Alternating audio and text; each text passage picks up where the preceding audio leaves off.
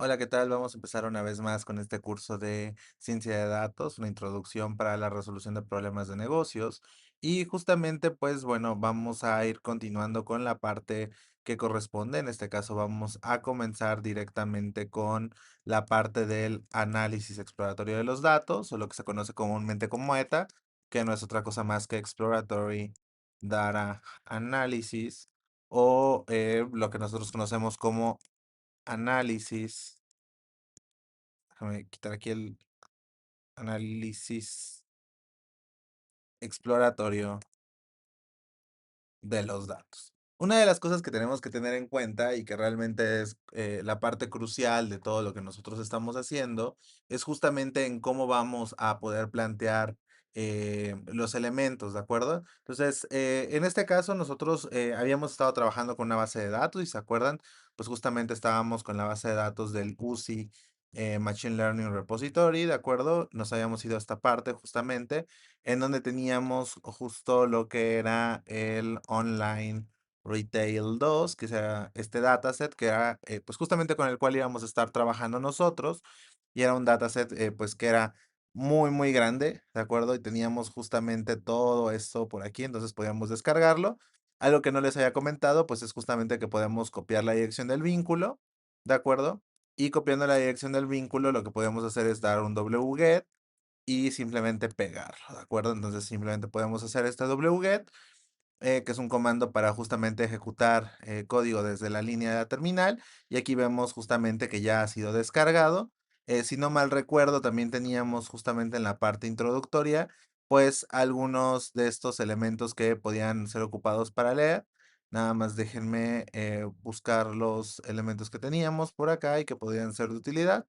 Se dan cuenta, vamos a bajar un poco más, en esta parte que hacía un poquito más de referencia al manejo de los datos. Pues aquí comentábamos que si nuestros datos estaban de esta manera, pues podíamos justamente trabajar cuando los datos estaban en el repositorio. Por ejemplo, si nosotros tenemos un dataset, en el caso de Iris, ¿de acuerdo? Podíamos importarlo directo a Python. En este caso, con el Online Retail 2, no podíamos hacer eso. Entonces, justamente lo que nosotros podemos hacer es justamente copiar la dirección del vínculo, descargarlo. Una vez que ya lo tenemos por aquí, podemos seguir trabajando sobre la terminal y podemos poner un zip, ¿de acuerdo? Y justamente poner en este caso lo que correspondería a Online Retail, ¿de acuerdo? En este caso ya tendríamos la tarea de extraer, ¿de acuerdo? Descomprimimos justamente el archivo y ahora vamos a esperar simplemente a que veamos que aquí aparece el archivo. Se dan cuenta, tenemos un archivo en formato .xlsx, que es un archivo de formato Excel. De hecho, si quieren lo podemos descargar. Y si nosotros vamos ahorita a las descargas, ¿de acuerdo? Esperamos a que se descargue. Pues justamente lo que vamos a observar es el hecho de que pues ya lo vamos a tener por aquí. Vamos a darle doble clic y vamos a esperar a que lo abra nuestra aplicación, en este caso Excel, ¿de acuerdo? Y vamos a esperar. Nosotros vamos a trabajar directamente con pandas, ¿de acuerdo? Entonces vamos a ir justamente recordando algunos de los elementos. De hecho, vamos a copiar básicamente algunas de las tareas que ya habíamos definido, en este caso las librerías que ya habíamos estado trabajando. Y entonces vamos a copiar aquí, déjenme simplemente copiar el contenido de la celda, ¿de acuerdo? Y vamos a ponerlo por acá y listo, ¿de acuerdo? Entonces aquí ya tenemos copiado el contenido de la celda. En este caso tenemos las librerías típicas que eran las que estábamos trabajando, que eran NumPy y demás. Aquí ya está en Excel abierto. Si se dan cuenta, la estructura de nuestros datos es una estructura tabular, al igual que pues, en las observaciones anteriores que habíamos hecho con algún conjunto de datos. Vemos que tenemos distintas columnas y que tenemos una gran cantidad de elementos. Tenemos dos hojas de cálculo, la hoja que va del 2009 al 2010 y la que va del 2010 al 2011. Y justamente lo que podemos observar aquí, pues es que tenemos lo consecuente a 2 años fiscales, en donde tenemos justamente pues esta notación que relaciona pues la descripción del producto, un código del stock, la cantidad, la fecha en la que se llevó a cabo la facturación, el precio, el ID del consumidor y justamente pues el país que nosotros tenemos por acá, ¿de acuerdo? Hay algunas cosas interesantes, sobre todo de cara a analizar de manera detallada. Vamos a darnos cuenta pues ahorita que lo analicemos con más calma, que pues van a haber algunos elementos a tener en cuenta para poder llevar a cabo el análisis de una manera em, pues más interesante. En este caso estamos trabajando con pues datos, una gran cantidad de datos, la verdad es que no son pocos datos, estamos trabajando con 1 millón de renglones, de hecho 1.067.371 renglones, por lo cual estamos hablando de una gran cantidad de datos. Sin embargo, pues aquí tenemos un poquito la información de lo que tenemos y pues algo que vamos a tener justamente que analizar es la estructura de este tipo de datos para poder llevar a cabo nuestro análisis, ¿de acuerdo? Justamente la palabra exploratorio en EDA, es decir, Exploratory Data Analysis, refiere al hecho de que vamos a hacer una exploración, valga la redundancia, del contenido de nuestros datos. En este caso en particular, pues vamos a trabajar pues directamente con una forma para leer nuestros datos y aquí vamos a hacer una pequeña observación, es una observación bastante pertinente y que de hecho yo creo que podría dar un poco para discutir de mejor manera lo que vamos a hacer hoy. Nuestro primer paso va a ser pues justo tratar de llamar a los datos que nosotros estamos importando, en este caso descargando y accediendo a ellos de manera directa. Entonces vamos a llamar a data1 como un conjunto de datos, ¿de acuerdo? Data1, que va a ser pd.read CSV, el método de lectura típico de pandas. Y luego lo que vamos a hacer, pues es justamente hacer énfasis al enlace que nosotros tenemos por acá. Vamos a copiar la ruta y listo, ¿de acuerdo? Una de las condiciones que tenemos que poner cuando ocupamos este tipo de archivos, pues en este caso no estamos leyendo propiamente un CSV, entonces lo ideal sería ocupar un Excel y la función rate Excel tiene un parámetro que va a ser de ayuda para nosotros, que va a ser sheet name. Y entonces lo que vamos a poder hacer es simplemente decirle el nombre de nuestro año a analizar, que eso lo podemos ver directamente en la parte de acá. Tenemos una que es de 2009 a 2010 y una que va de 2010 a 2011. Y listo, esa es la forma típica para poder llevar a cabo la lectura de datos en un entorno con pandas, ¿de acuerdo? Vamos a notar justamente que esto es algo bastante tardado, de hecho aquí en la parte inferior derecha, en donde aparece el cursor, ¿de acuerdo? Vamos a observar el tiempo de ejecución que suele tomar, en este caso llevamos 16 segundos, lo cual ya es un proceso de lectura de datos que pudiera ser considerado costoso. La razón principal, pues es que estamos trabajando con una gran cantidad de datos pero no debería ser un problema, dado que no estamos todavía en el dominio de lo que se conoce como Big Data. Tampoco estamos trabajando justamente con lo que son datasets muy complejos, como lo podría ser datasets relacionados a imágenes, datasets, por ejemplo, que pudieran estar un poquito más orientados a lo que, pues, en todo caso podría ser ya un problema de negocios a gran escala, ¿de acuerdo? Si nosotros lo notamos, podemos hacer un cálculo, ¿de acuerdo? Esto lo podemos hacer simplemente con una función, ¿de acuerdo? Dado que ya importamos la función time, vamos a poner start y vamos a poner aquí time.time, ¿de acuerdo? Y lo que voy a definir yo es una nueva variable que se va a llamar en-time, ¿de acuerdo? Y lo que voy a hacer es voy a poner que quiero que me esté dando el tiempo. Lo que hace time.time es que calcula el tiempo en ese preciso instante, es decir, guardamos el tiempo al inicio, guardamos el tiempo al final, y bueno, lo que vamos a hacer simplemente es decir, pues cuánto tiempo tardó en llevar a cabo, pues justamente esta ejecución, ¿de acuerdo? El tiempo que tomó Pandas para leer la hoja de cálculo fue y listo, ¿de acuerdo? Vamos a crear una nueva variable que se llama time elapsed, ¿de acuerdo? Y simplemente va a ser start, bueno, más bien end, time menos start, ¿de acuerdo? Y en la impresión justamente de nuestra línea de comandos, vamos a poner aquí simplemente time-elapse. Y en este caso, pues vamos a esperar a que haga la ejecución. De esta manera vamos a poder dar un vistazo pues más guiado acerca de lo que está pasando en el proceso. En este caso, pues veremos el tiempo exacto que está tomándole a nuestra librería, pues justamente acceder a los datos. La razón por la que hacemos esto es justamente porque hay otras librerías que podrían ser de interés para nosotros y que realmente tienen ventajas, sobre todo a la hora de poder llevar a cabo el acceso a bases de datos de una manera más rápida. Dichas librerías justamente pues van a proveer una mayor velocidad a la hora de la lectura y acceso a los datos, pero también van a tener mayores funcionalidades.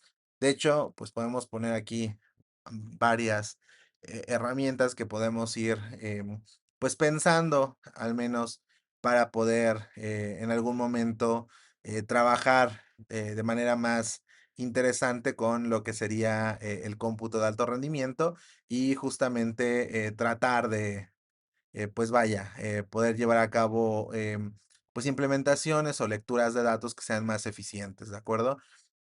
Como comentaba, en este caso tomamos 47 segundos, lo cual parecería poco, pero pues vamos a importar ahorita Polars, ¿de acuerdo? Y vamos a importarlo como PL, ¿de acuerdo? Y Polars es esta librería que está por acá y pues justamente se publicita como los data frames, son las tablas de la nueva era.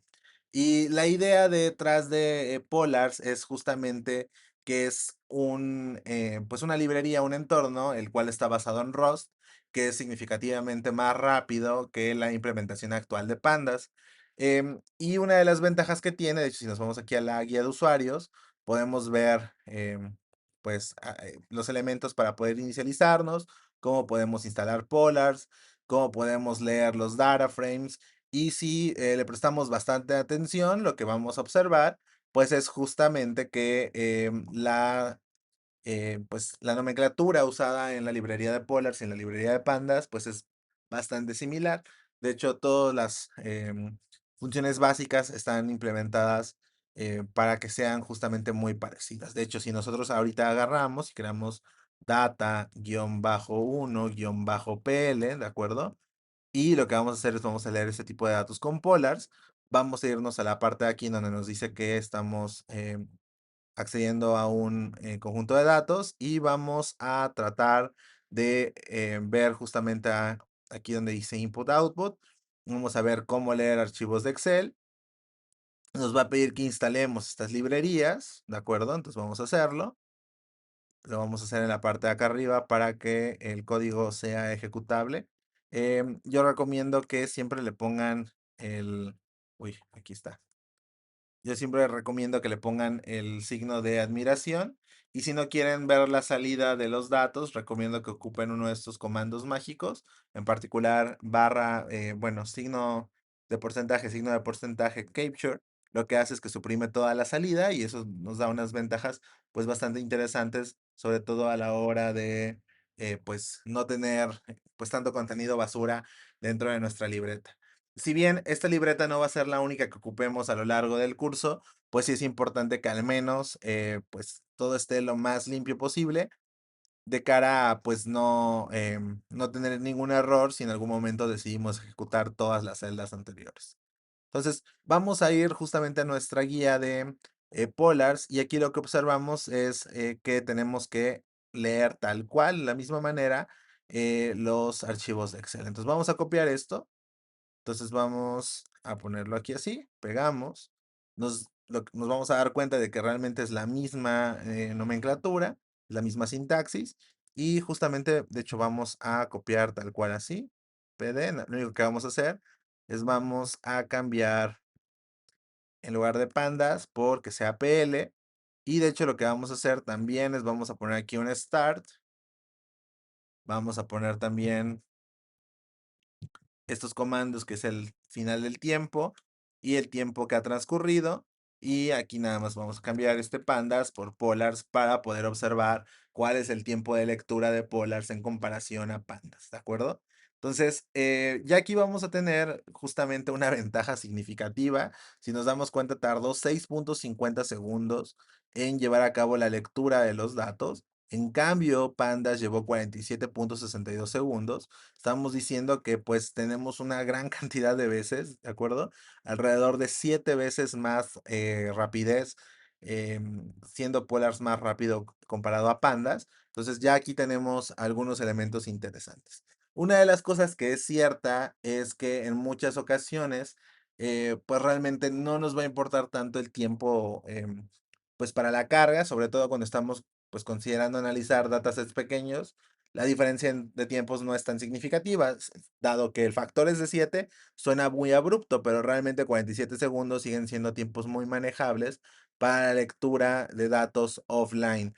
Esa es una parte muy interesante cuando estemos migrando a entornos pues que ya están en producción, pues por supuesto que nos va a importar mucho más la lectura rápida y sobre todo el cómo hacer consultas de una mejor manera. Para cuando lleguemos a ese punto, pues justamente ya estaremos trabajando con algunas herramientas más sofisticadas, pero de momento vamos a dejarlo con que en esta ocasión y particularmente ahora mismo, únicamente podemos trabajar con pues cualquiera de las dos librerías, ¿de acuerdo? Tanto Pandas como Polars nos van a proveer pues con las funcionalidades suficientes para llevar a cabo nuestro análisis. Una de las cosas que tenemos que tomar en cuenta es justamente la exploración de características de nuestro dataset, ¿de acuerdo? En particular, lo que vamos a hacer ahorita es vamos a ver algunos elementos importantes, ¿de acuerdo?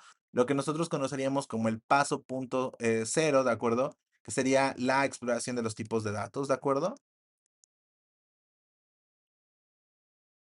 Las dimensiones del data frame y 20,000 cosas más que podremos considerar.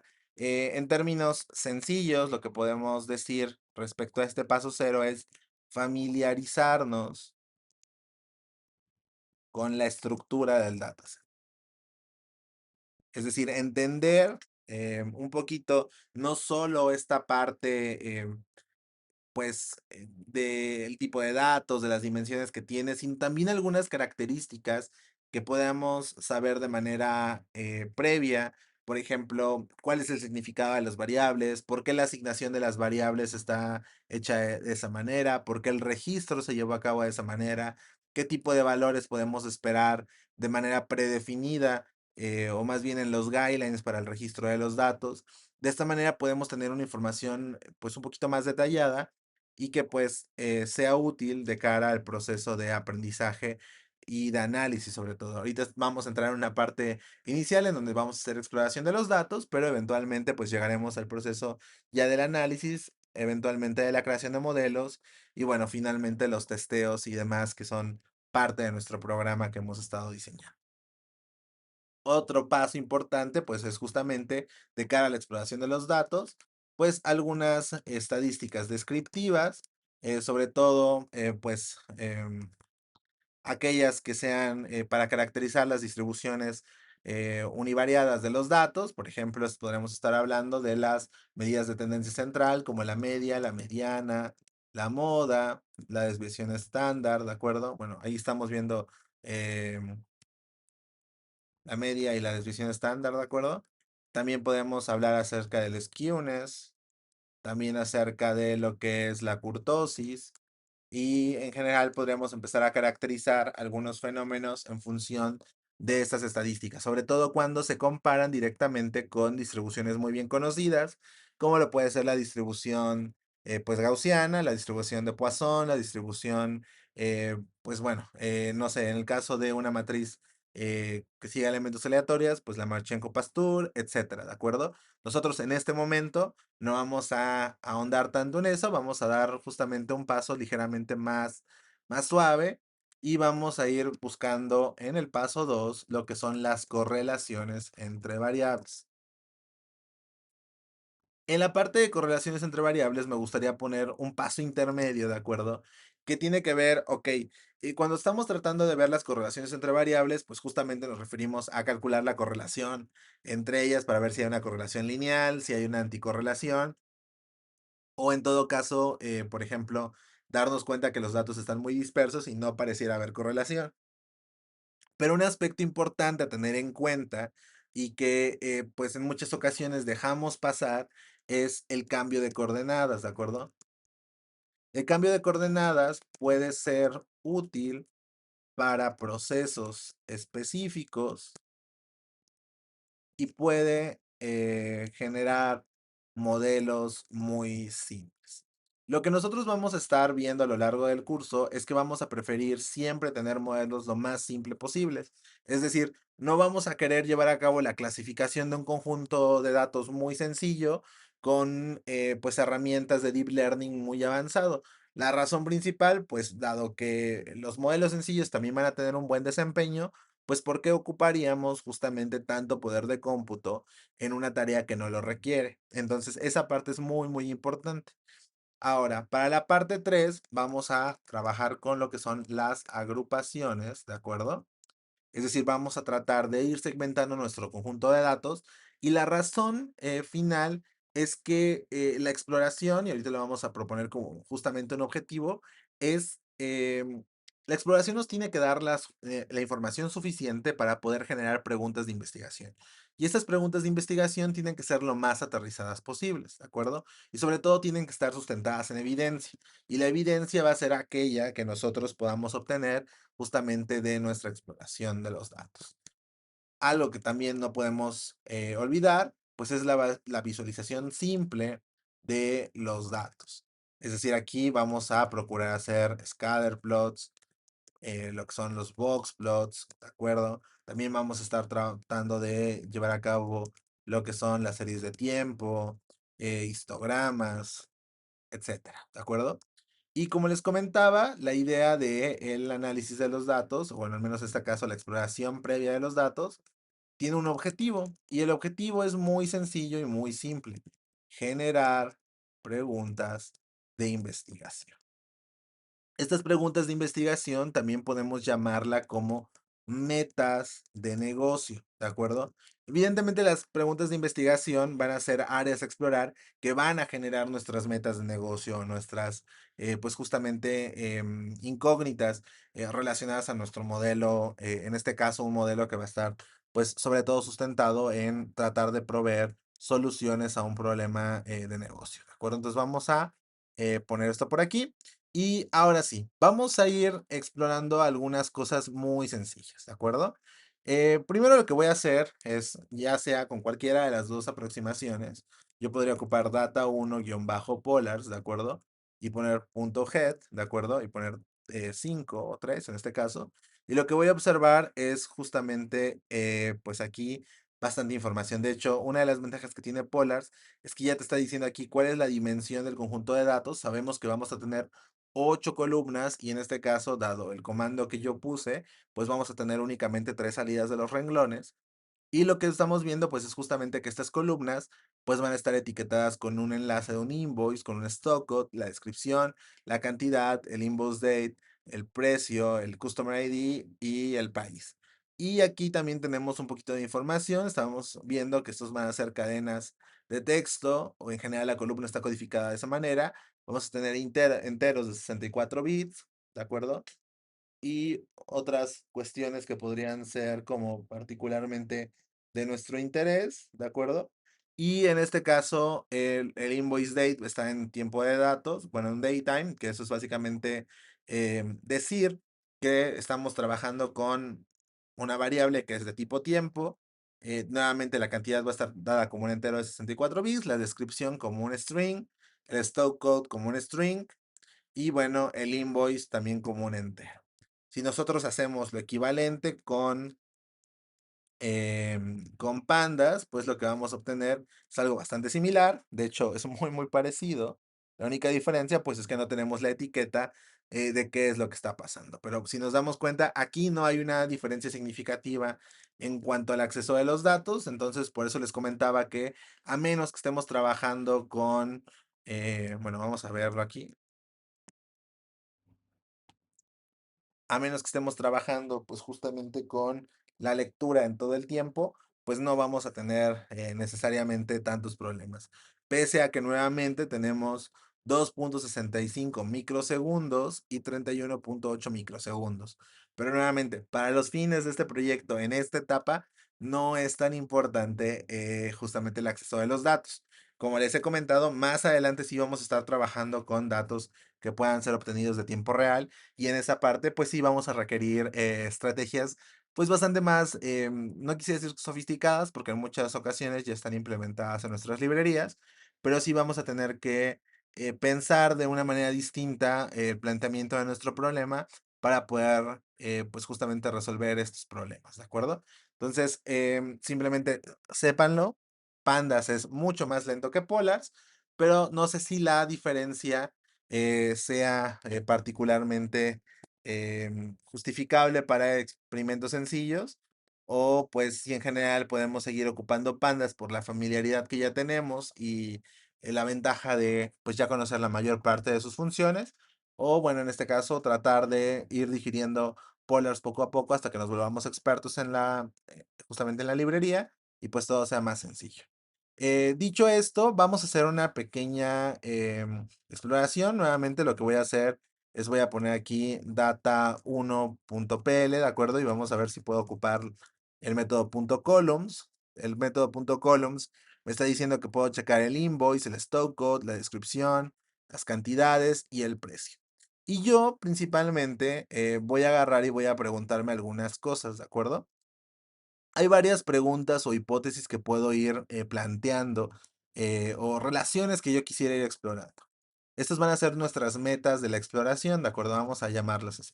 Metas de la exploración, ¿de acuerdo? Nuestra meta número uno, vamos a plantearla justamente como ver el precio, o más bien cantidades compradas por tiempo, ¿de acuerdo? Luego, la meta número 2 va a ser justamente ver la traducción de estas cantidades en función de ganancias y de pérdidas, ¿de acuerdo? Entonces vamos a tratar de hacer un balance de compras con ventas y vamos a tratar justamente de explorar estos pues elementos que podrían llegar a ser interesantes, sobre todo tratando de pues obtener una descripción de qué es lo que pasa con las compras, de qué es lo que pasa con las ventas, de pues cómo yo puedo ir tratando de rastrear pues fenómenos que no conocemos a priori, porque lo único que nosotros sabemos acerca de la librería bueno, de los datos, perdón, es que pues provienen de una tienda de retail online, pero no sabemos más acerca del negocio, ¿de acuerdo?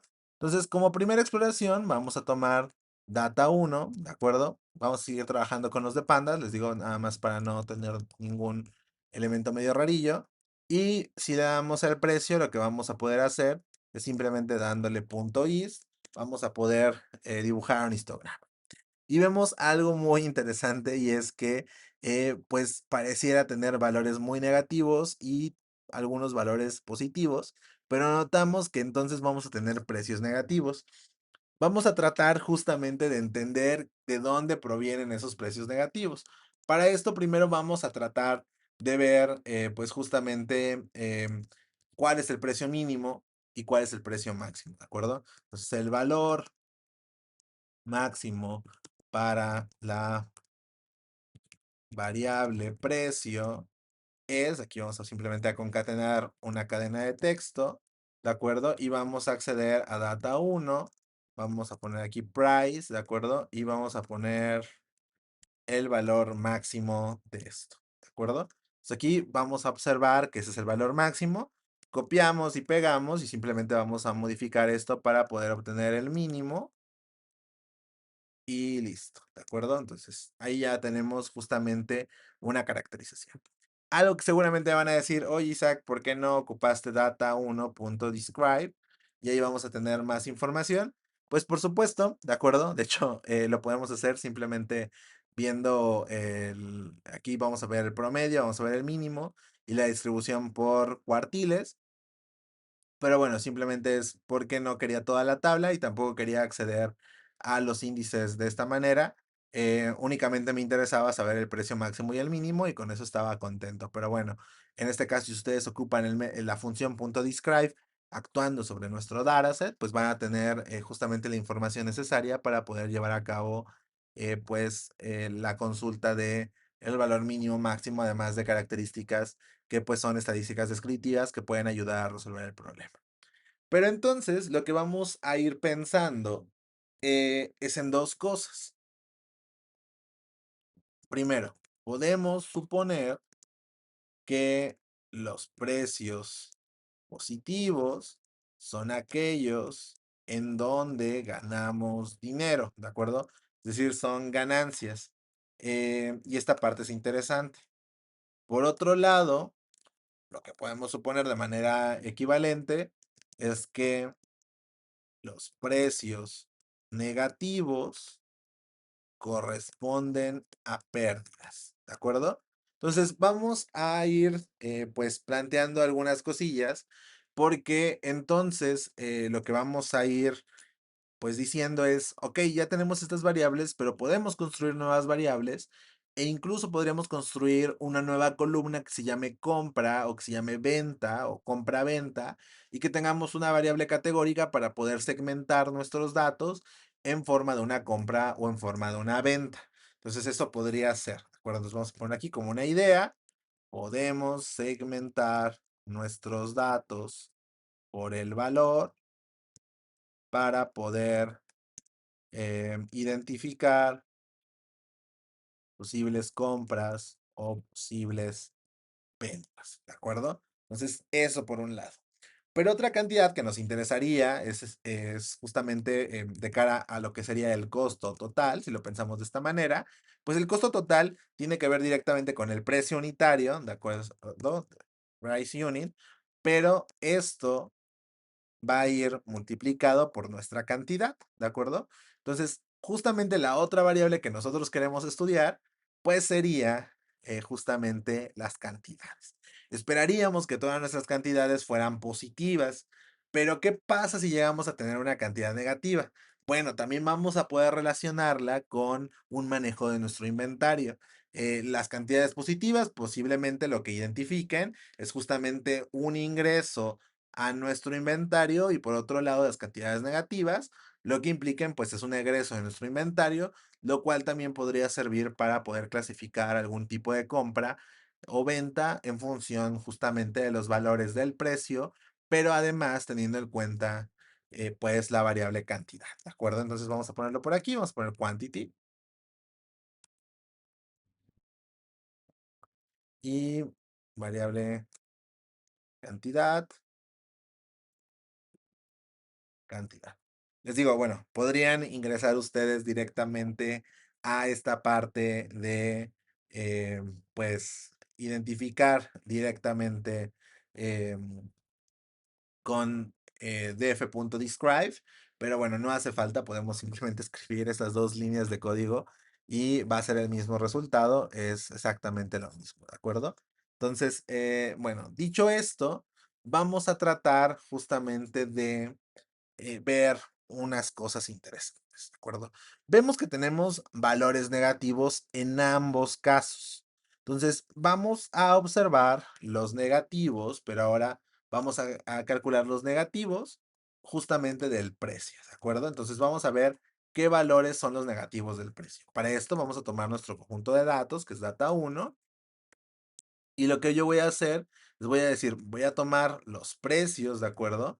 Pero todos los precios que sean menores que cero, ¿de acuerdo? Entonces, esta es nuestra condición. Y bueno, vamos a poner aquí next price, ¿de acuerdo? Y vamos a identificar únicamente tres valores. Esta parte es interesantísima. ¿Por qué? Bueno, una observación que tenemos que hacer y que es pertinente.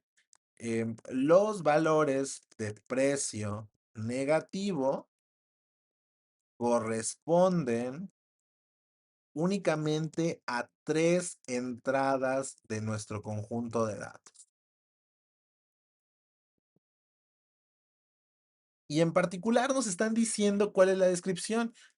Estamos haciendo un ajuste de deuda mala, ¿de acuerdo? Y tienen un código en particular que es el Stock Code P. Además, vemos justamente que en este caso no tenemos un Customer ID para esos valores y que además pues están localizados en el país de Reino Unido, lo cual tiene sentido dado que nuestro conjunto de datos pues está justamente pues sustentado en una empresa de Reino Unido, ¿de acuerdo? Entonces, listo. ¿Qué vamos a hacer? ¿Qué más vamos a hacer? Bueno, vamos a ponerlo por aquí, la descripción de los precios negativos corresponde a un ajuste de deuda mala. ¿De acuerdo? Ok.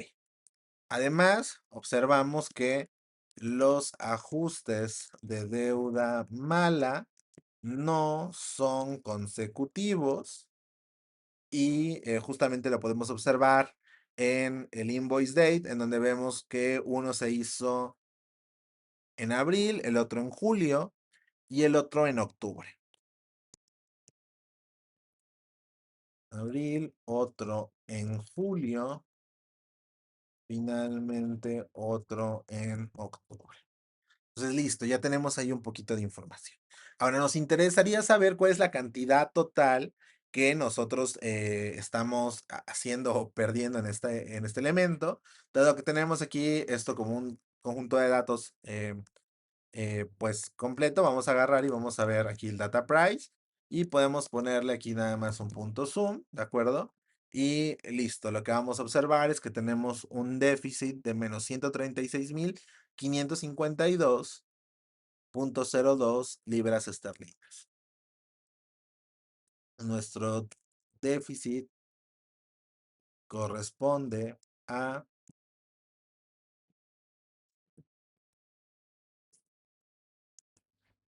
0.02 libras esterlinas. ¿De acuerdo? Entonces, listo, ahí ya tenemos una gran información y ahora sí nos interesaría, por ejemplo, tratar de ver qué es lo que pasa con todos estos elementos. Por ejemplo, vamos a hacer una descripción, ahora sí, de los valores positivos, ¿de acuerdo? Entonces, por ejemplo, vamos a crear data uno, vamos a elegir el precio, ¿de acuerdo? Para poder segmentar, recuerden que lo que tenemos que hacer es data, consultamos todos los valores de data uno con precio mayor que cero, ¿de acuerdo? Y listo, aquí tenemos todos estos valores. ¿De acuerdo? De estos valores lo que voy a hacer es simplemente un histograma. Y bueno, podemos ver un histograma por los distintos elementos. Aquí voy a poner simplemente que yo quiero que me haga el del precio. Y observamos nuevamente que la mayor parte de los precios está muy distribuida. Aquí podemos poner un bins igual a 20 y podemos poner aquí nada más para que se vea de mejor manera. En el eje X podemos ocupar una transformación para poder ver con mayor escala algunos de estos elementos. Vamos a ver justamente cómo se comporta esto. Vamos a fijarnos únicamente en esta columna. ¿De acuerdo? Vemos que la mayor parte tiene valores de 6.95, 6.75, etcétera. ¿De acuerdo? Lo que podemos hacer aquí es rápidamente irnos a Matplotlib. ¿De acuerdo? Y aquí justamente lo que podemos hacer es buscar uno de los tipos de gráficas que nos puedan ayudar y vamos a poner boxplot, ¿de acuerdo? Aquí tenemos justamente un boxplot y nos está diciendo cómo es el intervalo que nosotros estamos graficando y nos está dando pues bastante información acerca de cómo poder desarrollarlo. Aquí podemos poner algunos ejemplos de cómo se ocupan. Por ejemplo, la comparación de cuándo ocupar box plots contra los violin plots. Algunos box plots que están por aquí. Y bueno, cómo customizarlos para hacer algo que nos llame la atención. ¿De acuerdo? Recuerden que ustedes pueden irse a esta parte donde tenemos aquí justamente los ejemplos. Y en la parte de los ejemplos, pues van a poder ingresar ustedes a este tipo de gráficas y pues alguna de estas puede adecuarse de mejor o peor manera con la intención de su análisis de los datos. En este caso, pues lo que nosotros vamos a hacer, pues es justamente un boxplot. Vamos a buscar si por aquí hay alguno que tenga esto. Aquí podemos ver, pues, algunos de estos elementos. Ahí estaban los boxplots arriba. Acá podemos ver algunos otros elementos, vamos a tomar este, ¿de acuerdo? Y simplemente lo que voy a hacer es, voy a copiar el código, ¿de acuerdo? Tal cual está aquí. Y lo vamos a pegar acá para modificarlo. Lo pegamos, ¿de acuerdo? Ya tenemos, parece que todas estas librerías, pero bueno, de igual manera vamos a ponerlo por aquí. Acá nosotros no vamos a tener tantas etiquetas, nada más nos va a interesar tener una que se llame precio, ¿de acuerdo? Y para esto déjenme cerrar esta parte de por acá. Y nuevamente no nos interesa tener todas estas, nos interesa nada más tener una que se llame precio, ¿de acuerdo? Y nosotros vamos a estar haciéndolo sobre nuestro conjunto de datos, que en este caso sería justamente este conjunto de datos. Aquí podemos borrar esto y vamos a ver si funciona nuestro código de esta manera. Y lo que podemos ver es, permítanme, aquí mm, tenemos algo que se está repitiendo y no entiendo muy bien por qué. Entonces, ¿de acuerdo? Entonces vamos a borrar esta parte donde definimos nuestra figura y pues simplemente vamos a poner esto así. Vamos a ver si esto funciona. Y listo, aquí vemos justamente nuestra descripción para lo que es nuestro gráfico del boxplot, ¿de acuerdo? Vamos a poner aquí plt.plot. Y nada más para poder llevar a cabo una visualización mejor, déjenme ver, la verdad no estoy seguro de que funcione, pero podemos ponerle un log en la parte del eje Y, pues podría ser mejor. Fíjense que aquí podemos identificar que una gran cantidad de outliers, todos los puntitos que están aquí marcados con ese circulito, se refiere a outliers detectados de manera automática y justamente podemos ver que el precio usualmente son muy pequeños y luego solemos tener pues precios muy grandes, ¿de acuerdo? Entonces ya tenemos un poquito más de información acerca de cómo está distribuida, pues justamente el conjunto de datos que nosotros estamos analizando. Pues vamos a hacer un poquito más de cautelosos para esta parte. Vamos a tratar, pues justamente de observar la distribución de los datos, pero vamos a hacerlo de la manera típica, ¿de acuerdo? plt.is. Vamos a fijarnos en esto, vamos a poner una gran cantidad de bins, ¿de acuerdo? 100, por ejemplo. Y lo que vamos a hacer es vamos a poner una escala en el eje X, diciendo que eso está en escala logarítmica. Y también vamos a poner una escala en el eje Y, diciendo que está en escala logarítmica para poder observar si hay algunos elementos. Fíjense que tenemos una gran cantidad de valores que valen alrededor de 10 a la 2 o menos, es decir, alrededor de 100. Entonces vamos a poner aquí simplemente unas etiquetas para que esto sea un poquito más fácil de leer. Si yo pongo aquí X label, en el eje X voy a poner precio en libras esterlinas, ¿de acuerdo? En plt.ylabel lo que voy a poner es justamente la frecuencia. En el título justamente lo que voy a poner es histograma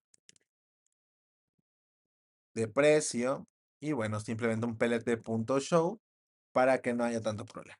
Entonces, lo que vamos a poder observar es que nuestro conjunto de datos está justamente distribuido desde precios muy pequeños en su mayoría hasta precios que rondan 10 a la 2. Luego tenemos cada vez menos frecuencia para precios que rondan más de 100 libras esterlinas. Entonces vamos a poner estos elementos, ¿de acuerdo? Y vamos a hacer una comparación. Justamente vamos a ver cómo se comparan los precios de los valores que son mayores a 100, ¿de acuerdo?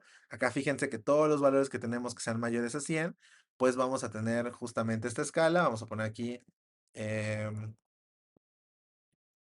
esto que esté en escala logarítmica, ¿de acuerdo?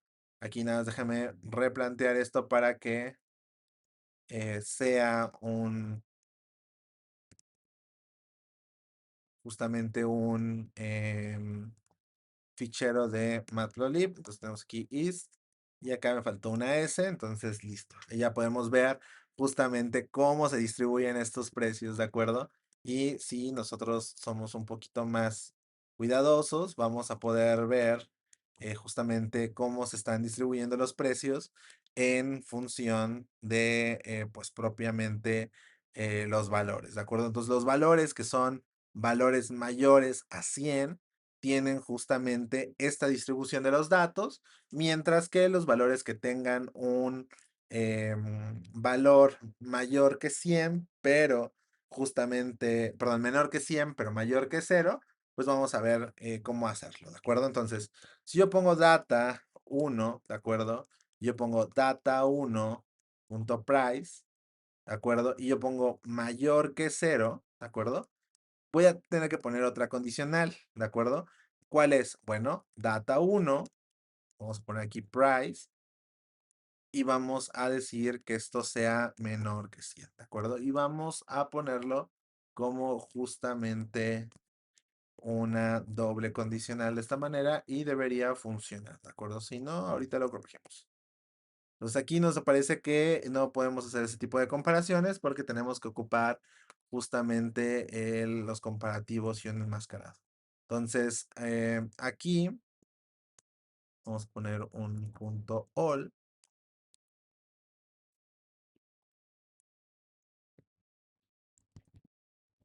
y vemos que tenemos una matriz completamente aquí. Si lo ponemos con ítem, me parece que la comparación es ítem a ítem. Vamos a ir jugando un poquito con esto. Ok, entonces listo. Entonces, tenemos aquí data, ¿de acuerdo?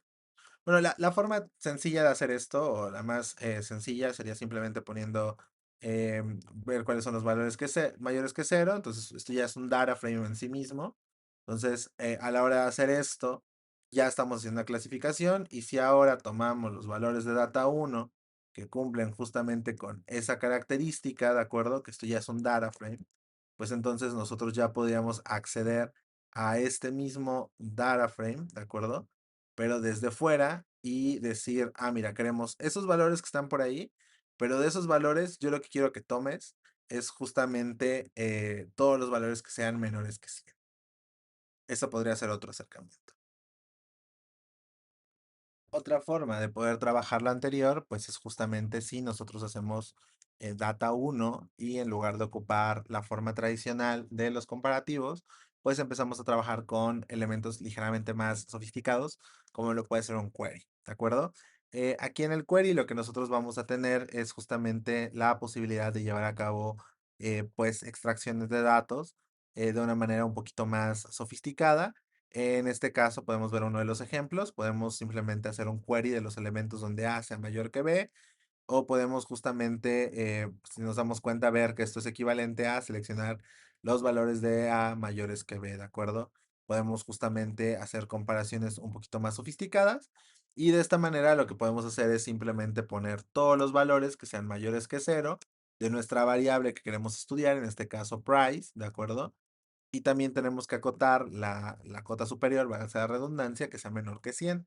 A la hora de hacer eso, justamente lo que nosotros vamos a obtener es el conjunto de todos los valores que cumplen con eso. Si nosotros queremos acotarlo directamente, podemos ingresar directamente como punto price o lo que sería equivalente a, dado que esto es un dataset, podemos ingresar como price, ¿de acuerdo? Esa es otra forma de poder llevar a cabo el filtrado de nuestros datos, en este caso ocupando un query. em, y listo, bueno, en este caso vamos a ocupar la anotación tradicional porque es con la que estoy más familiarizado. Vamos a darle control X cortando y simplemente en lugar de poner estos elementos, vamos a fijarnos en lo que está por acá, ¿de acuerdo? Ahí si nos damos cuenta, podemos obtener nuevamente pues una aproximación viendo justamente que los valores que están en el intervalo de 10 a la menos 3 hasta 10 a la uno pues tienen esta distribución ligeramente extraña. De hecho, vamos a quitar tantito el Y-scale y lo que vamos a observar es que pues la mayor parte de los elementos tienen una frecuencia muy alta en este intervalo en particular y luego vemos algunos de estos ítems que podrían ser pues más, vamos a cambiar un poquito los bins, se dan cuenta que tenemos pues bastantes elementos que están en este rango de precios y luego tenemos cada vez menos y menos elementos. Acá podemos observar que la cantidad de elementos que son mayores que 100, pues también es menor. Entonces, algunas conclusiones de esta primera parte, como de este primer estudio, son las siguientes. La cantidad de elementos con un precio mayor a 100 libras es muy baja. De hecho, podemos contarlos. En este caso, aquí tenemos nuestro conjunto de datos que estábamos filtrando. Lo voy a ejecutar acá. Nada más vamos a poner punto shape, ¿de acuerdo? Y lo que vamos a observar únicamente son 910 renglones, ¿de acuerdo? Entonces, son 910, es muy bajo, la verdad. Vamos a observar por otro lado nuestro query y a la hora de hacer nuestro query, lo que vamos a observar es la cantidad de datos que nosotros tenemos, ¿de acuerdo? Entonces, si quito esto y le pongo aquí un punto shape, vamos a observar que tenemos esta cantidad de renglones. La cantidad, vamos a poner las minúsculas, la cantidad de elementos con un precio de entre 0 y 100 libras es esta que tenemos por aquí, ¿de acuerdo? Lo cual corresponde a 520.857 renglones. Entonces, claramente vemos que la mayor parte de nuestras transacciones está justamente en el intervalo de 0 a 100 libras. Ahora bien, ahorita justamente lo que nosotros tenemos que ir tratando de investigar es cuáles de esas compras son, perdón, cuáles de esas pues transacciones que nosotros estamos identificando, pues van a ser compras, cuáles van a ser ventas y finalmente cuáles van a ser las que nos estén dando pues una mayor ventaja o ganancia. Es decir, si nuestro negocio consiste justo en llevar a cabo la compra de elementos baratos y venderlos a mayoreo, o en todo caso, pues tener justamente menos movimiento de productos, pero vender artículos más caros. Eso podría ser una primera exploración que vamos a seguir ahora mismo, ¿de acuerdo? Entonces, listo. Ok, entonces ya tenemos justamente estas pequeñas exploraciones, luego las vamos a concatenar y vamos a hacer pues visualizaciones ligeramente más sofisticadas, pero de momento vamos a ir continuando y vamos a ir continuando con lo que es justamente explorar también no solamente el precio, sino también las cantidades, ¿de acuerdo? Entonces vamos a ir viendo qué es lo que pasa con data uno, ¿de acuerdo? Y vamos a poner las cantidades, ¿de acuerdo? Y vamos a ir viendo nuestra columna, ¿de acuerdo? Y estas que tenemos por acá, vamos a ponerlo simplemente en un histograma. De igual manera, lo que nos interesa ver es que tenemos algunas cantidades negativas, ¿de acuerdo? Entonces vamos a poner las cantidades que sean mayores que 0. Aquí, perdonen que lo haya hecho así. Vamos a ponerlo de esta manera. Y aquí ya está, ¿de acuerdo? Ah, a ver. Vamos a hacerlo con un query. Vamos a poner data1.query. Vamos a poner los valores que yo quiero calcular. En este caso, lo que yo quiero es que el precio, consulta es que el precio sea mayor, perdón, que la cantidad, que es quantity, sea mayor que 0. Y vamos a observar todas las cantidades que sean positivas. De todas esas cantidades, yo me voy a fijar únicamente en la columna quantity, ¿de acuerdo? Son todas las compras positivas y lo que voy a hacer es justamente un histograma tratando de observar cuáles de estas son cantidades pues en venta interesantes. Vamos a hacer una escala sobre el eje X para poder observar lo que está pasando. Aquí me falta una S. Y de esta manera, pues vamos a observar justamente que todos tienen pues bastante dinámica. Vamos a ponerlo de esta manera, vamos a poner beans, vamos a poner 100 beans, tratando de forzar a que haya una mayor caracterización. Y vamos a poner también el escalado en Y por si eso está ocultando algo que no logramos observar de primera mano. Y listo, ahí ya podemos observar un poquito más acerca de del cómo se comporta justamente este tipo de procesos, ¿no? Entonces vamos a poner aquí plt.xlabel. En la parte del eje X vamos a poner nuevamente cantidades, ¿de acuerdo? Positivas únicamente. Y en el caso de Y-label, lo que vamos a hacer es justamente poner pues la frecuencia, ¿de acuerdo? Es decir, con qué frecuencia tenemos esto.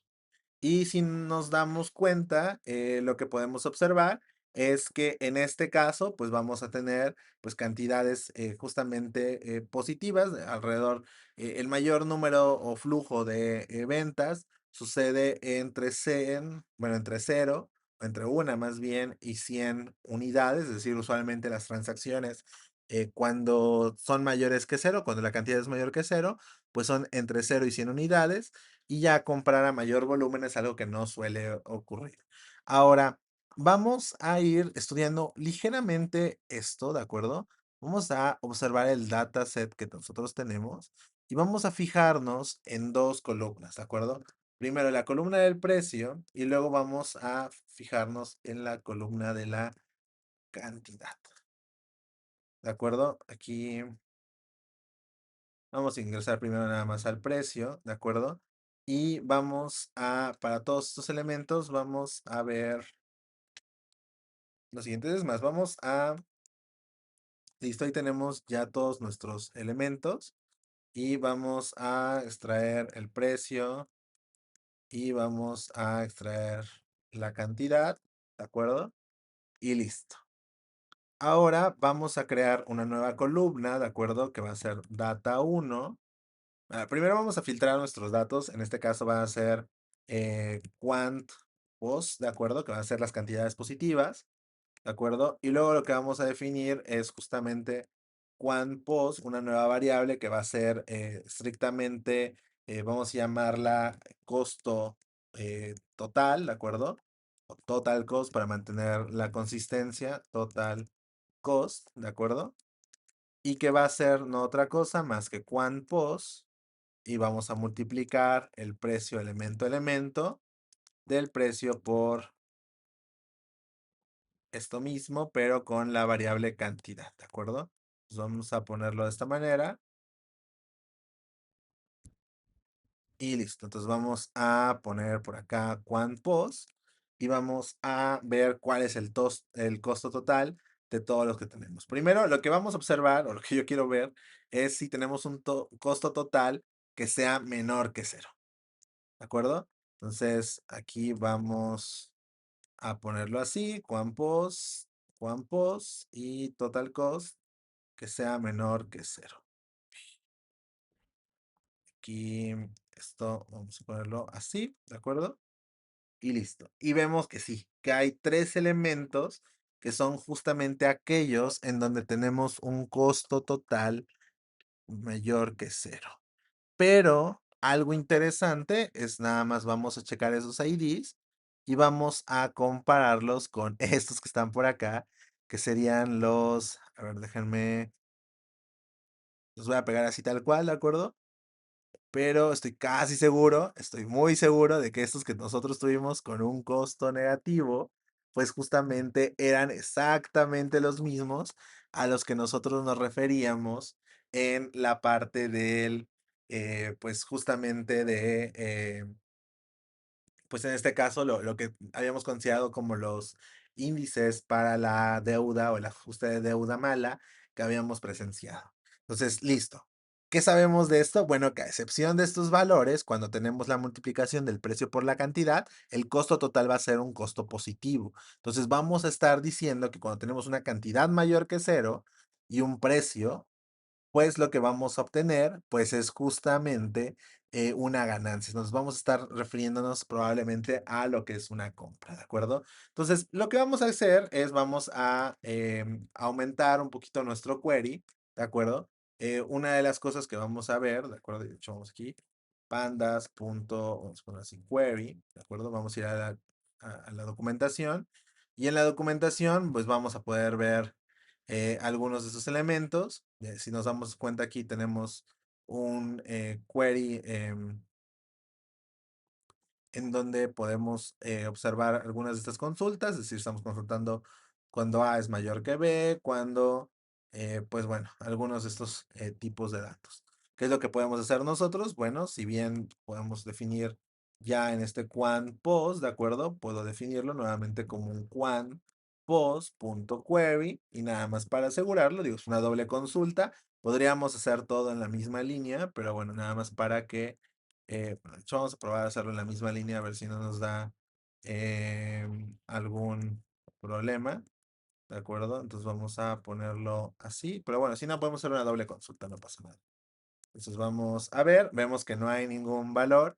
Si quitamos esta condición, pues lo que vamos a ver aquí es one post, ¿de acuerdo? Y vamos a poder observar nuestro conjunto de datos. El query es la forma más sencilla para llevar a cabo las consultas y listo. Entonces, ¿qué podemos decir? Bueno, que salvo los tres renglones que nosotros tenemos, cuando tenemos una cantidad positiva, vamos a tener un precio positivo y de manera consecuente, pues lo que vamos a tener es, pues, que vamos a estar refiriéndonos a ventas, ¿de acuerdo? Entonces, cuando tenemos una cantidad positiva, salvo los tres renglones de,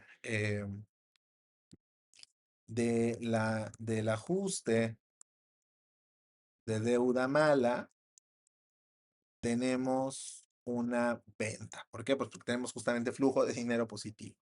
Por otro lado, ¿de acuerdo? Si nosotros hacemos el quant de la cantidad, pero ahora la cantidad, perdón, pero ahora negativo, puedo hacer nuevamente un query, data-1-query, y ahora lo que voy a decir es, ok, voy a fijarme en todas las cantidades que sean menores que cero, ¿de acuerdo? Y bueno, nada más vamos a añadir la condición de que el precio sea mayor que cero, ¿de acuerdo? Y nuevamente vamos a filtrar únicamente estos valores. De hecho, vamos a copiar esto tal cual está por acá. Y listo. Entonces aquí vamos a poner este dataset. Esto vamos a borrarlo por acá.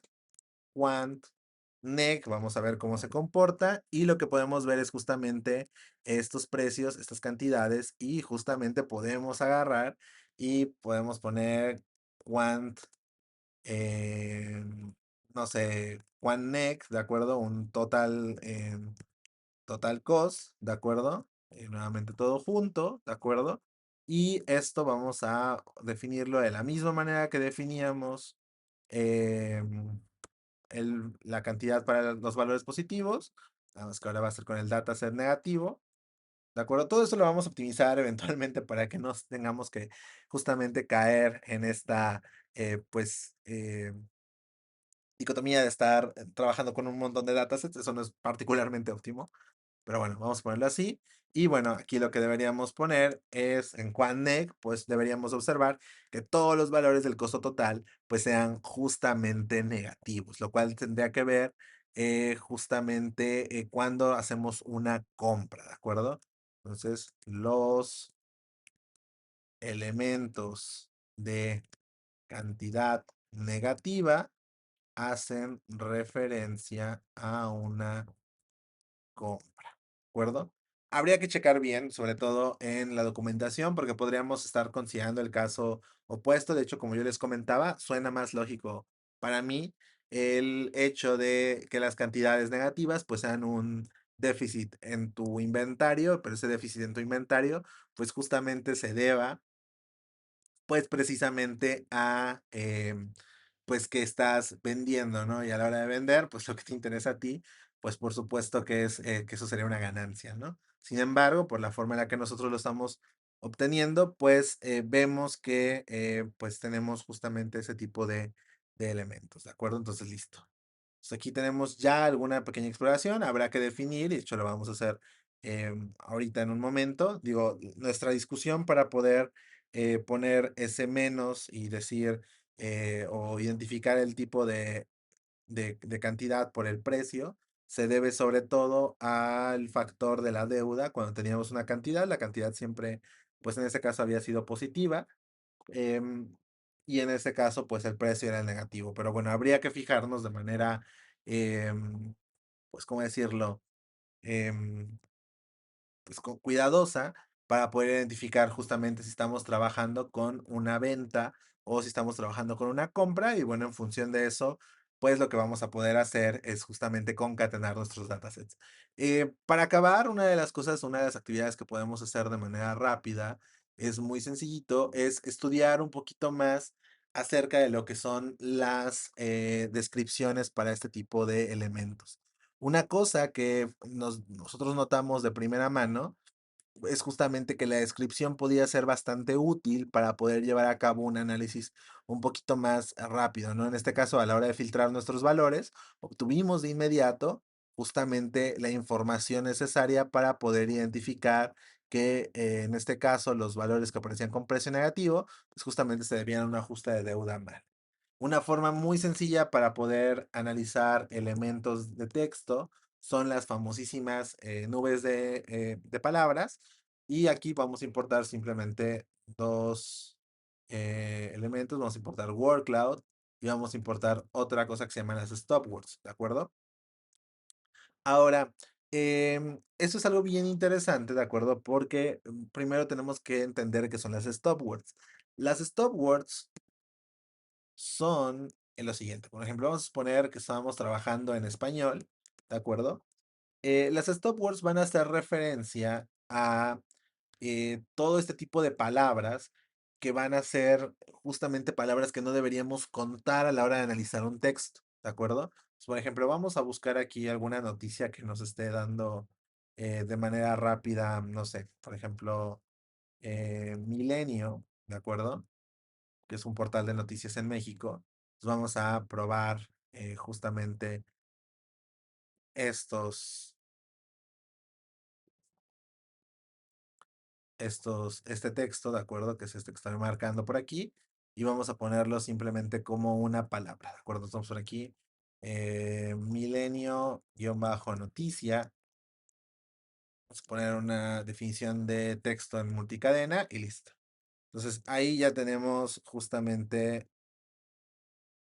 aquí incluso nos añade el enlace, ¿de acuerdo? Vamos a borrar el enlace y vamos a tomar nuestras stop words. Entonces las stop words van a ser aquellas palabras, ¿de acuerdo? De hecho, vamos a agarrar y vamos a considerar las stop words en general. Las stop words, la clase stop words que viene de la, pues vaya, de la librería WordCloud hace referencia a palabras de detención en inglés, ¿de acuerdo? Si nosotros queremos agarrar y trabajar en español, pues vamos a poner simplemente stopwords.update, ¿de acuerdo? Y lo que vamos a añadir, pues van a ser la lista de las palabras que no debemos de contar. Por ejemplo, ¿qué palabras no deberíamos contar? El, ¿de acuerdo? Son palabras que no nos interesan. El. Tampoco nos interesa en. Tampoco nos interesa la, que, las, ¿de acuerdo? Estas palabras que no están, pues justamente añadiendo ninguna descripción particularmente importante a lo que es nuestro análisis. Simplemente son palabras que se ocupan como nexos, como palabras de, pues justamente de detención, y que en este caso, pues no están, pues ayudándonos en nada, ¿no? Simplemente están justamente pues por lo contrario, son palabras tan comunes y tan frecuentes en nuestro lenguaje que pues van a tener la mayor cantidad de frecuencias. Lo que hace pues un gráfico de palabras es justamente graficar las palabras que tienen mayor frecuencia. De alguna manera le están asignando las que tienen, pues sí, justo mayor frecuencia. En algunos casos, pues eso podría relacionarse a mayor importancia, pero bueno, ya lo veremos después porque en algún momento vamos a tener que mezclar un poco de procesamiento de lenguaje natural y quizá alguna vinculación con un modelo largo de lenguaje para analizar pues, bueno, propiamente lo que tiene que ver con el análisis de las descripciones. En este caso, pues bueno, aquí estamos quitando algunas de estas palabras. Déjeme que pueda ver más para que yo pueda observar alguna. A, O, E, no sé, alguna otra que aparezca por ahí, ¿de acuerdo? Entonces, de hecho, vamos a copiar toda la noticia, vamos a ponerlo así, ¿de acuerdo? Y lo que vamos a hacer ahorita es justamente, vamos a crear un word cloud, ¿de acuerdo? Y para crear el word cloud, lo que vamos a poner aquí es justamente, vamos a definir una función que se llama word cloud, ¿de acuerdo? Y este word cloud, vamos a definirlo como word cloud, la clase, ¿de acuerdo? Y vamos a definir algunos parámetros importantes. Primero, dado que lo que va a generar va a ser una imagen, vamos a definir las dimensiones de la imagen. Vamos a crear, en este caso, yo quiero crear una imagen de dimensiones cuadradas, ¿de acuerdo? Acuérdense que estos son parámetros, entonces tenemos que ponerlos como comas. Vamos a poner aquí el background color, ¿de acuerdo? Y en este caso yo quiero que sea de color negro, ¿de acuerdo? Y vamos a poner nuestras stop words, ¿de acuerdo? Entonces, cuando lea el texto, la función de la word cloud, lo que va a hacer es va a omitir todas estas palabras que si no, pues estarían siendo repetidas, ¿de acuerdo? Entonces, aquí ya estamos poniendo las stop words, ¿de acuerdo? En este caso, las stop words que nosotros queremos hacer, pues van a ser las stop words, aquí vamos a ponerlo así, stop words en español, ¿de acuerdo? Y luego lo que vamos a poner es el tamaño mínimo de la fuente, ¿de acuerdo? Que en este caso vamos a ponerlo como 8, ¿de acuerdo? Entonces, listo. Ya tenemos por aquí esto. Espero que no me haya equivocado en nada. Y ahora lo que vamos a hacer es justamente graficarla. Como es una imagen, vamos a usar el método imshow de Matplotlib y vamos a referirnos a nuestra nube de palabras que habíamos definido. Y si lo hacemos así, se va a ver muy feo, ¿de acuerdo? Uy, word cloud has not been calculated. Déjame ver en qué parte podría haberme equivocado. Word cloud, word cloud. Ok, de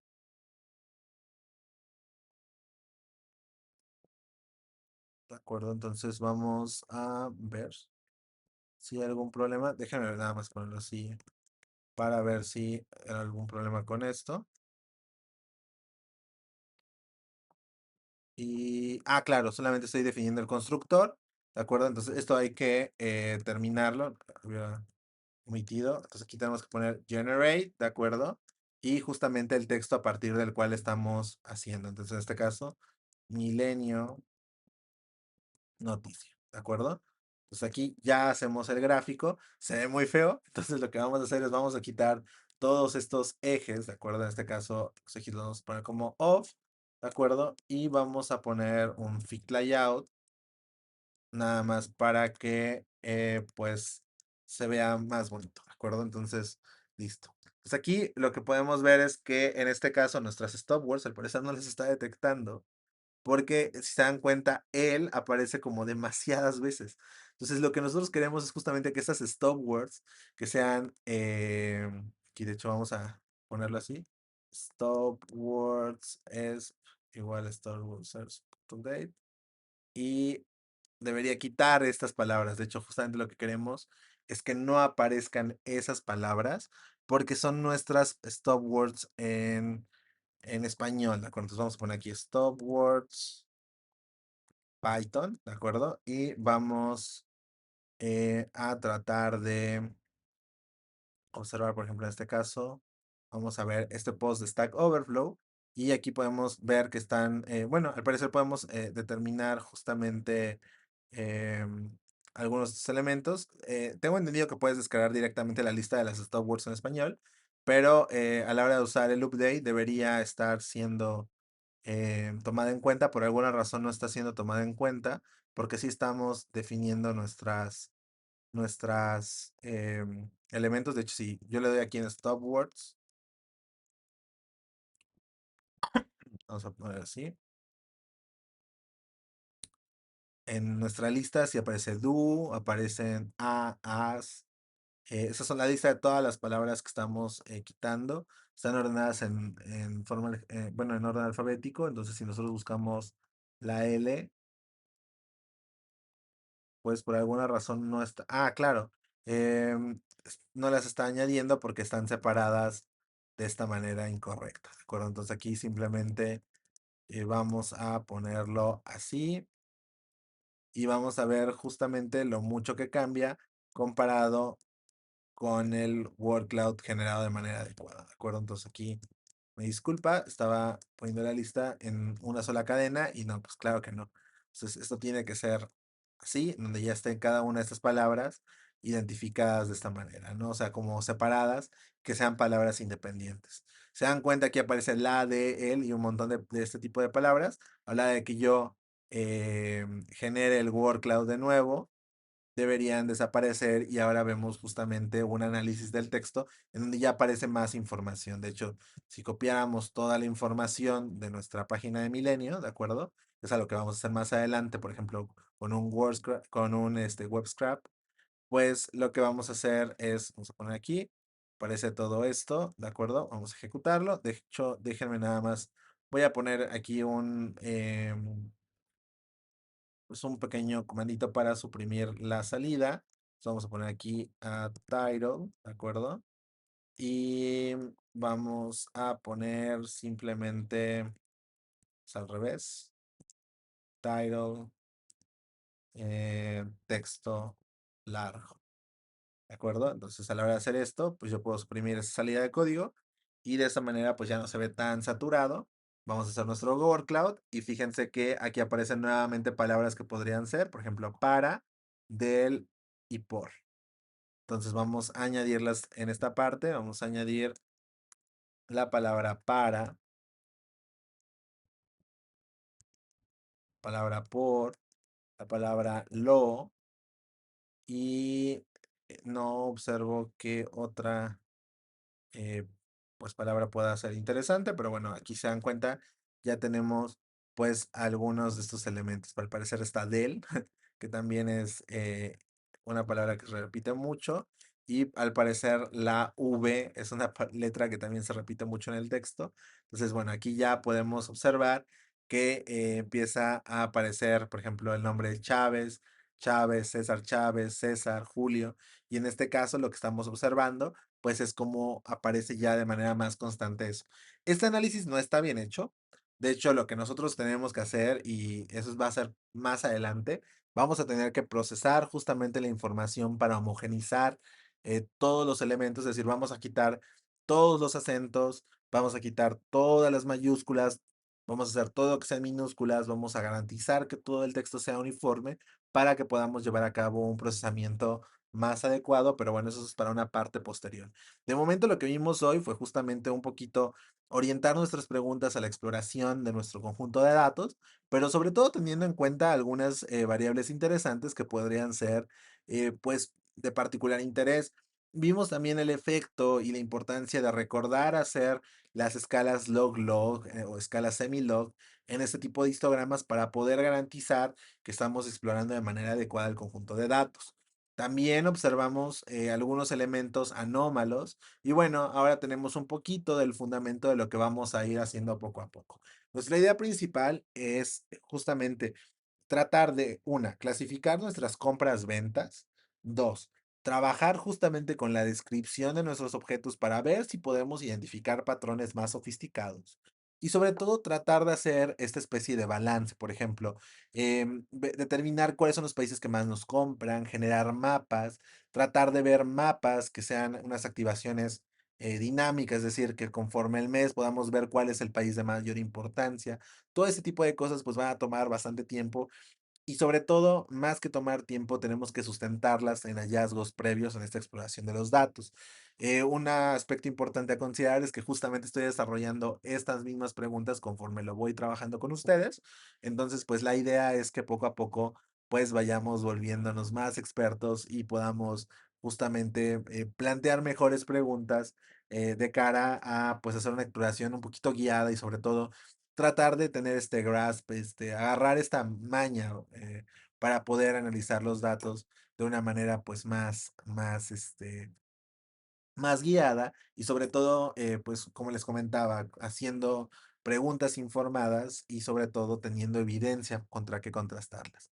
Vamos a dejar por aquí en esta ocasión justamente nuestra práctica. Vamos a seguir haciendo más videos, alrededor de uno o dos videos a la semana van a estar siendo publicados.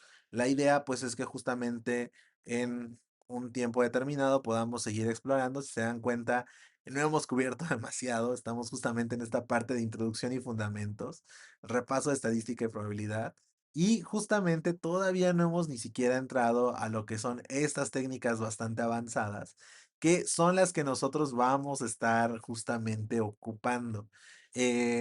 Como les comento, la idea es pues que nosotros estemos trabajando con este tipo de elementos para poder llevar a cabo resolución de problemas de negocios y sobre todo tratar de descubrir muchas problemáticas que podrían estar inmiscuidas en los datasets, pero que de manera a priori no podemos en muchas ocasiones determinar porque no tenemos la información suficiente. Esto es algo que en la industria pues no suele pasar, o al menos no así. Es más común pues justamente tener información al respecto y expertos que te guíen en las problemáticas, pero sí quería hacer este énfasis o con este enfoque para poder justamente llevar a cabo una exploración que pues pudiera ser un poquito más general y que pudiera ayudarnos a ocupar todas nuestras técnicas que ya conocemos y sobre todo pues incorporar eventualmente todos estos modelos pues más sofisticados, ¿no? Lo que es la identificación causal, como son los datos observacionales, y eventualmente, pues, terminar en cosas, pues, que pudieran ser, pues, bastante más interesantes. Y sobre todo ahorita estamos en esta parte de que, pues, pudiera ser considerada incluso únicamente como, un análisis exploratorio de los datos y ingeniería de características. Vamos a dejarlo por aquí en esta ocasión y nos vemos en la próxima.